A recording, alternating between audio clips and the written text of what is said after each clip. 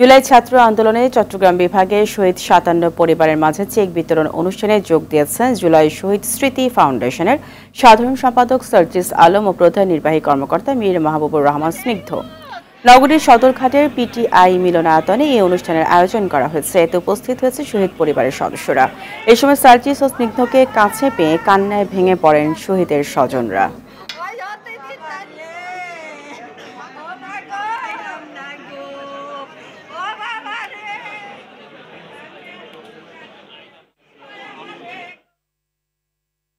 জুলাই স্মৃতি ফাউন্ডেশনের অনুদান বিতরণের বিষয়ে জানাতে চট্টগ্রাম থেকে সরাসরি যোগ দিচ্ছেন সহকর্মী সাইফুল মাহমুদ।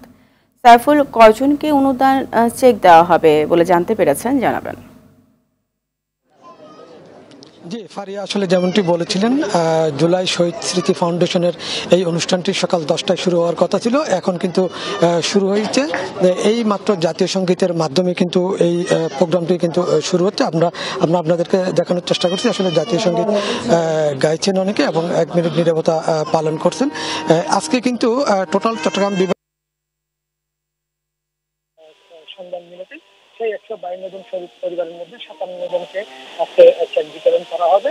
আজকে আহতদেরকে কোনো চেক বিতরণ করা হবে না। যারা আহত আছে তাদেরকে বলা হয়েছে যারা আহতর পরিবার আছে তাদেরকে বলা হয়েছে রেজিস্ট্রেশন করার জন্য। নিচে রেজিস্ট্রেশন বুথ রয়েছে এবং সেখানে কিন্তু তথ্য প্রমাণ সহকারে তারা কিন্তু সংগ্রহ করছেন আহতদেরকে। মাত্র তাদেরকে কিন্তু আজকে চেক বিতরণ করা হবে।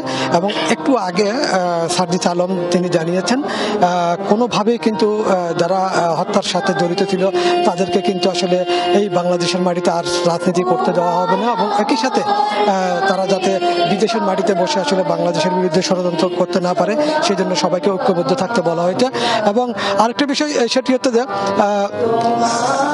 এই মুহূর্তে কিন্তু জাতীয় সঙ্গীত শুরু হয়েছে অনুষ্ঠানটি।